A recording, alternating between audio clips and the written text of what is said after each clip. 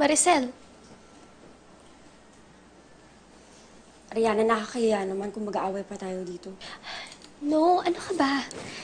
Hindi naman ako nagpunta dito para makipag-away sa'yo. Actually, gusto ko na nga mag-apologize eh. Parang hirap naman maniwala sa'yo, Ariana.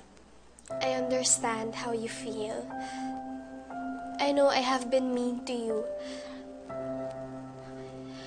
Pero, to prove you na talagang sincere ako, kung gusto mo, gumanti ka sa akin. O kaya sa amin ni Miley.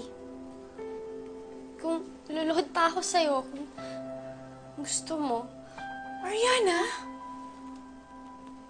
Miley, maling-mali naman talaga tayo eh.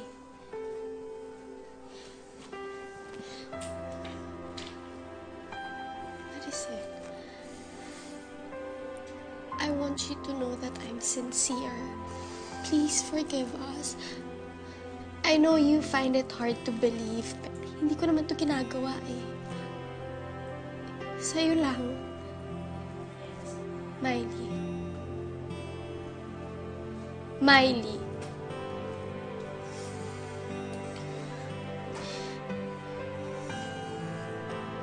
I'm sorry. I promise it won't happen again.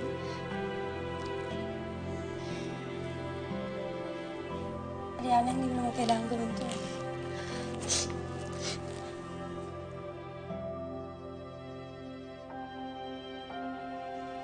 Tama siya, Ariana.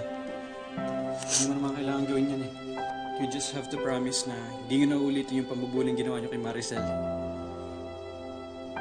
Mag-sorry lang kayo. Yun lang. Justin, kasama ka dito.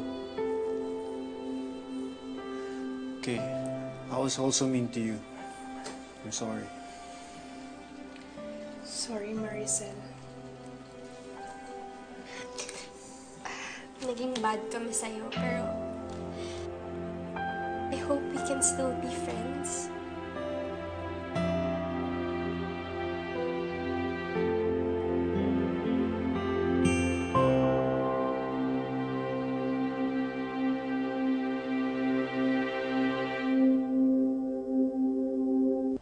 Sige lang.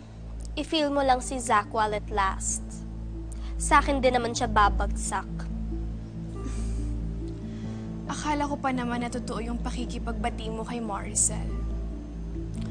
Pero in fairness ang galing mong umarte kanina. Naman. Sabi nga nila, diba? Keep your friends close and your enemies closer. So kapag close na kami ni Maricel, alam ko na when and how to attack her.